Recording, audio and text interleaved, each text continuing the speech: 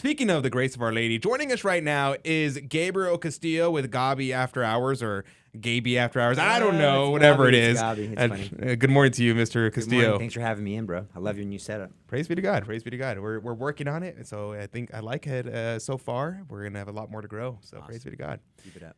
Now, Mr. Castillo, you had a really interesting situation come up recently, and you were teasing out this project you're working on. I was like, what? Did you think I was overhyping it? I thought you were overhyping it. I thought you were overhyping it. You exaggerate a lot. I am the hype beast, as the kids say these days. So I was even worried. I was like, maybe I'm over. Like, I thought it was huge, but I was hyping it up hard. You were sending pictures of empty chairs. Yeah. Yeah. I was like, what is this project? I was like, I want to ask him, but also I want to be surprised. Yes. And sure enough, I was surprised. I would have told you. You're an insider. I would have told you. Well, I was super surprised because it ended up being an interview with the Petersons. Yes. And for those who don't know, we're talking about Jordan Peterson and his wife.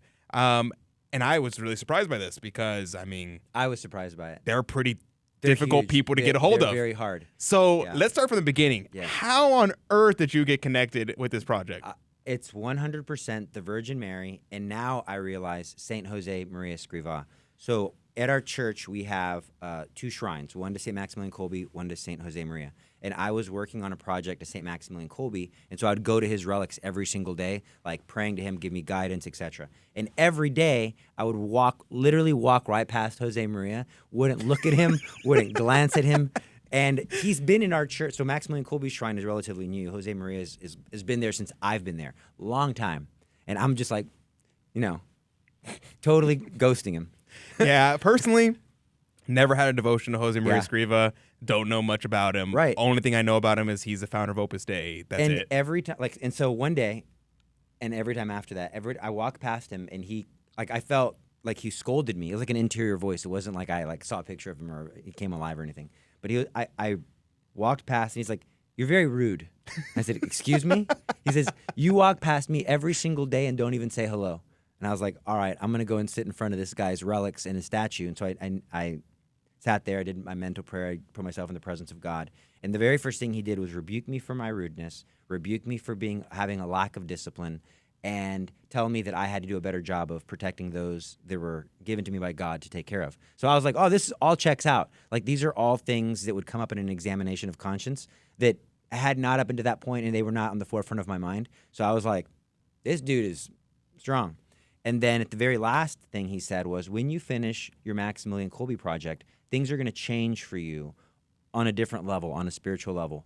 And I was like, all right, well, I have no way of discerning that left or right. I was like, all right, just take that in, put it in the back of my mind. Doesn't really matter.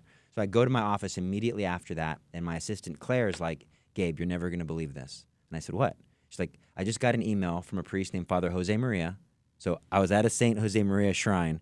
I got an email from a priest named Jose Maria that they wanted me, my small YouTube channel, to do an interview for Tammy and Jordan Peterson, and that Jordan Peterson was going to be in it.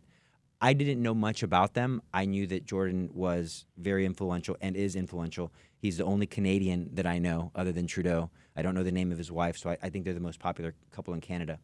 And so I kind of let it go, and I talked to my assistant about it, and we were like, this could be big, this could be big. And then I questioned the priest about it. I was like, why me? Like, I'm nobody. And he says, well, when the idea came up to let her give a testimonial and to do a really well-produced job, that night when I went to do my prayer, and he's a Franciscan of the Immaculate, so they're very big on the Virgin Mary, and he said, it was overwhelming in my heart that this had to go on Gabi After Hours. And so he was a little bit reluctant and hesitant, because you could get Bishop Barron to do the interview like he did with Shia LaBeouf. You could get EWTN. You could get any number of people, Michael Knowles, anybody that's prominent and has more viewers than I do. And but that night, he says, I didn't sleep the entire night. And then the second day, I didn't sleep the entire night. And the third day, I didn't sleep the entire night because I was being haunted by this conviction that it has to go on Gabi After Hours. And so internally, I'm like, well, thanks for the confidence. You're like resisting Our Lady for 3 days in a row. It's like, I don't want to do it to Gabriel this bad that Our Lady has to harass me for days. Also, they have their own YouTube channel and their own media apostolate. Right. They're Franciscans of the Immaculate. So why are you going to hand it over to some other guy? So on the third night, he said, fine, fine. You get what you want. You do this. This is yours. So that was kind of like miracle number one. Miracle number two was that I don't know what the heck I was thinking, but my assistant was very insistent that she goes on this to do this interview. She's like, you don't know them. I'm very good at interviewing. And it's true that some people, I rub people the wrong way. And so if it's going to go wrong, I'm probably going to upset them. And so I was like, yeah, fine. And I had no qualms about it. I was like, you go, I'll stay. And then so I was like, oh man, I'm really entrusting a very important project to my assistant who's never done an interview on location by herself before. And also just the idea of traveling with her, like she's a girl, opposite sex, going to stay in, different cities. It just looks, the optics are bad. So I was like, yeah, this is probably God's will that she go by herself. And then just before the filming, like we're filming on Monday. Friday, my wife sends me a message and she says, you really should go to Canada. No kidding. I'm not kidding. And then I was like, well, I'm not going to go alone. She's like, take your son with you because he can't miss any days of school. And Bishop Lopes of the Ordinariate canceled school on Monday, the day of the filming, because Dr. Katerna became Dr. Katerna. So to celebrate her getting her PhD, they canceled school on Monday. And so literally within 48 hours, I'm like, all right, going to Canada. But even bigger than that, I spent all this money on tickets like the night before, and I was like doing an inventory of what I need to film. And I was like, okay, I have three main cameras, but this camera's not good for B-roll. I really need 3 B-roll cameras so I can be switching. So Claire can have a camera getting an outside different angle because the schedule was really tight. He was going to be doing book signings. He was going to be giving a talk at this college. So we had like 30 minutes to film B-roll and get several different shots. So I was getting ready, and I was talking to Mary, and I was like, Blessed Mother, if I'm going to be totally honest, you want me on this project, I obviously need to be there. If I'm going to be totally honest, I really need an extra camera for B-roll. And then the second I said that prayer, I got a text message from a woman saying, Gabe, I love what you're doing. If you ever need anything for missionary activity, ask. And if I have the money, I'll give it to you. And I was like, I need $2,300, and I need it by 2 p.m. because I have to go to Houston Camera Exchange to buy a Sony ZV-E1 to match my other camera. And she's like, I'll send you a check. I was like, there's no time for sending me a check. Can you PayPal this money to me immediately? And so I sent her the link. I had the camera within an hour. You're joking. I'm not kidding. And Lord, then this is the. I've seen what you've done for Gabe, and I want that for myself. Please, please, Lord, exactly. I need that. I just need 1,000. Just give me half. Oh my goodness, that is Mr. Castillo. No. I mean, it's just the. Dude, it gets crazier though. Well, we're about to go to a break, and yes. so if you The want to madness see will begin. how the madness gets only crazier from here, Yeah, it's insane. you're gonna have to stick with us because we're gonna go to a quick break. When we come back, more on the story. Plus, what did we actually learn from Tammy Peterson? We're gonna talk about that as well coming up, and make sure you're on our email list so I can send you the actual video itself. You can always check it out at Galby After Hours, but I will send it to you if you're on our email list. Go to grnonline.com/CDT. We'll be right back right after this. And welcome back to Catholic Drive Time. This is your host, Adrian Fonseca. Praise be to God. It's so good to be with you today. It's always good to be here with you. But you know who else is good to be here with? It's good to be here with Gabriel Castillo at Gabi After Hours. Check it out. Just look up Gabi After Hours on YouTube, and you can find all sorts of great videos. And here's a challenge for you. I appear in like 2 or maybe 3 of the videos. I dare you to go dig through his videos and watch all of them until you find the one I'm in, and then send me a message saying you found me. I dare you. Go to Gabi After Hours and see if you can find me in one of his videos. But good morning to you, Mr. Castillo. Thanks Good morning, for joining sir. us. Thanks for having me on to share this incredible story. Yes, it's absolutely incredible. Before we went to break, you were telling us about how you got on this journey to interview Tammy Peterson, the wife of Jordan Peterson. Yes. And you were just telling us how you received this PayPal and just at the last possible second to get the camera you needed to go over there. So that happened. What next? So my son and I arrive in Toronto, and so the first thing I do is I blare, "I'm proud to be an American," with the windows rolled down real loud to make sure they knew who they were dealing with. Praise be to God. When we arrived there, I did not know that the filming would be at an Opus Dei center, and so we filmed their B-roll in the presence of the relics of Saint Jose Maria, and they have a large, like, life-size mural of him. So I was like, dude, Jose Maria, man. My relics at St. Teresa's Jose Maria, Father Jose Maria, and Jose Maria is here to look over the filming. But I don't know the craziness that's going to happen after that. So we go and we set up all the cameras. I make sure the lighting is right. It was a good thing that I went because I have had a history of doing like small business videos, so I know what good lighting. I know I just know things that my assistant simply does not know because it just takes years of experience and a firm will to like tell people, no, we're going to do it this way type of thing. And they were really shocked when they were like, so what's your company? And I was like, well, I'm a youth minister in Sugar Land, Texas. And they're like, what? Like, who got this guy? Exactly. Sure, I have experience in it, but I just tried to like underplay it. So that night, we're at the hotel, and I get an email from the woman who's coordinating this, Queenie, that she heard from Jordan Peterson's security guard that for whatever reason, no explanation, he wasn't going to be doing the interview. I have my own speculations, only in that I have a lot of friends who love him and follow him that are on fire Catholics, and a lot of people have listened to his content, and it's strengthened their Catholic faith. I had never listened to his stuff really before, other than a couple of YouTube clips, like 5-minute news things that I've seen that went viral. So he cancels. She's freaking out because she scheduled this. I kind of had a sense that it was going to be okay, only because I saw the hand of Mary all throughout it. I just had a great, this is Mary's. Like, this is spiritual warfare. You know, he was still going to be at the college to sign books and give his talk. So the morning of the interview comes, I film his wife, Tammy, incredible testimony. We'll get into her testimony in a second. We'll get to the filming first. She films it. It's great. She goes off to talk to these college students, and they're like, well, this is the time that Jordan should be filming, and what are we going to do, like start tearing down? I was like, no, absolutely not. You go, you set up the cameras exactly how we planned. You switch the lighting over to this side. All the camera angles exactly change. We'll film the exact location. 2 seconds later, I hear a voice. So where are we doing this filming? And I'm like, oh my, it was very surreal. I'm not starstruck at anybody, but he had a great presence about him.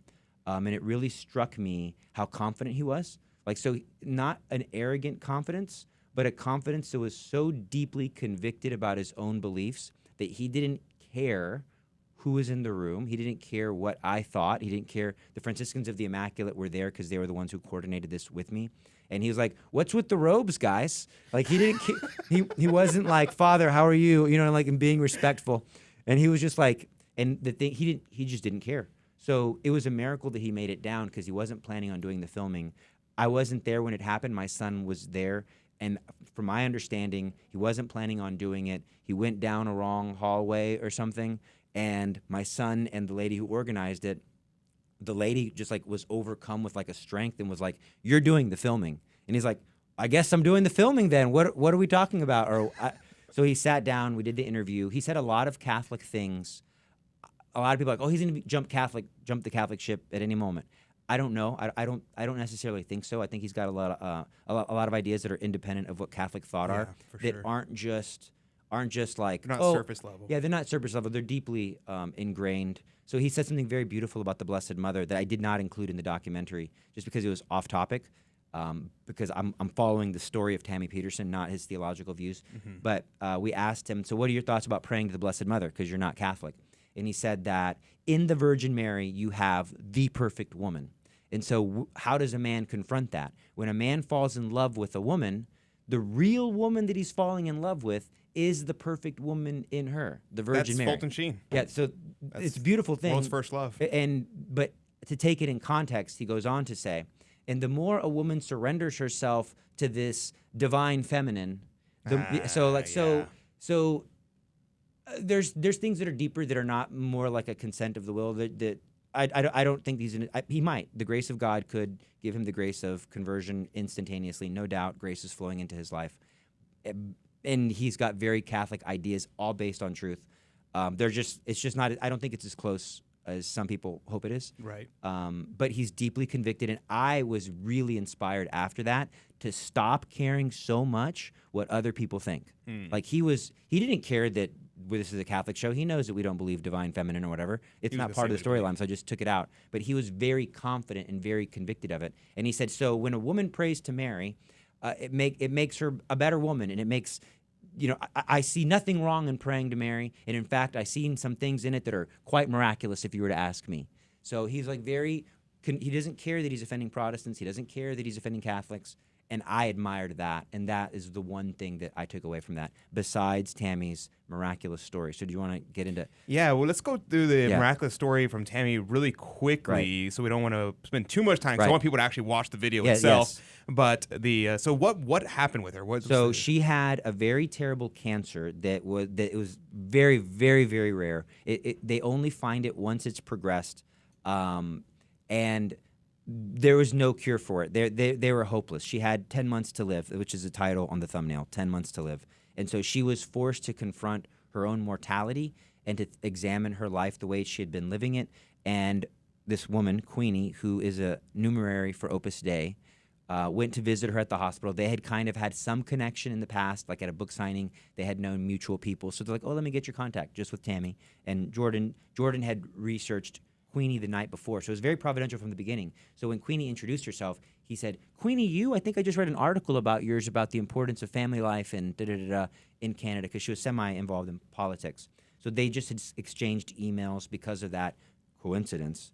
And then when she found out that Tammy had a terminal illness and was not going to live, she went to visit her, bring her a rosary, bring her a picture of the Blessed Mother, and she would visit her every single day. Was Tammy Catholic before? No. So she was raised Protestant. She was raised all the way through her grandmother. Her great-grandmother, which is like a couple generations removed, had been Polish Catholic, but she had not been raised in Catholicism.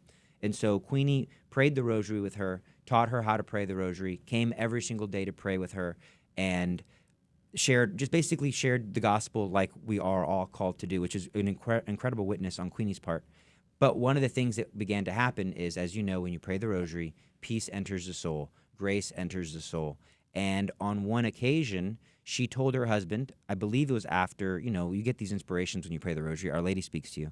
She told her husband, because he was really upset, his wife's going to die, doesn't have maybe like, a couple months to live still. She said, I'm going to be healed on our 30th wedding anniversary. And you kind of like take that with a grain of salt. You got cancer brain. Right, you're just being hopeful. You're just being hopeful. You just say things. And so she was going in for all these exams. Queenie said, hey, let's start a novena to St. Jose Maria. On the 5th day of the novena, Tammy was confirmed to have been medically cured, miraculously cured, from an ailment that nobody had survived up until that moment. Like, this was like the first instance of somebody living through this very rare cancer. I'm not sure the name.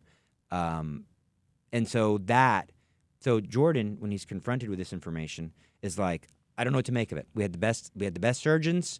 We had an amazing team. Is it possible that they could have done something to fix it? That's possible. That's the natural, most common explanation. But the fact that she prophesied that she would be healed in August, the anniversary of their wedding, their 30th wedding anniversary, that's the day that her healing happened. And he just doesn't know what to make about that. And for me, I almost fell out of my chair when she said that she was healed doing a novena to St. Jose Maria, because St. Jose Maria at our shrine in Sugar Land, Texas, was the one who was communicating to me all these deeper truths about myself. But in addition to that things were going to change after the Maximilian Kolbe documentary. And they have. The most viewed video I've ever made was on Lourdes.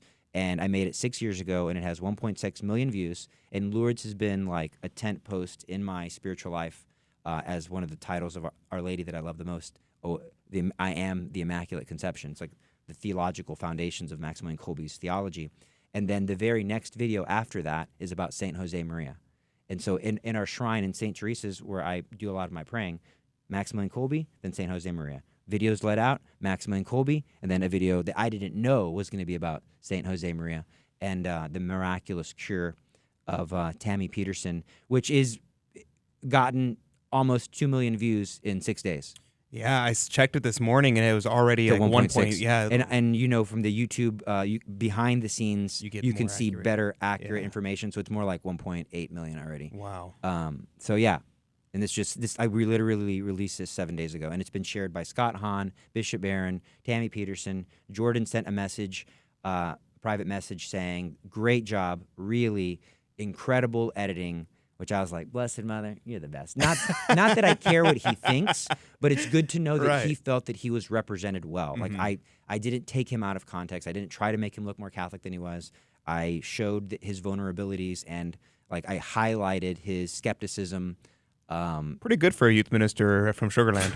All Mary, dude. I mentioned to Rudy, I was like, I'm literally a dog. Anybody who knows me knows I am a man who needs work on the virtues, but I'm a dog and just doing the best I can to be following the voice of the master. Yeah, so. people will bring you up to me and I'm like, yeah, Gabe is great. The guy is super strange, but man, the guy loves Our Lady. He got some extras. I'm not gonna lie, I've got some weird qualities. No, but I'm like, yeah, but he loves Our Lady, and that's something that no matter what, if I disagree with Gabe about anything, I'm like, I know that he's wanting to do the will of Our Lady. I'm coming from a good spot, trying to do God's will, just like we all are.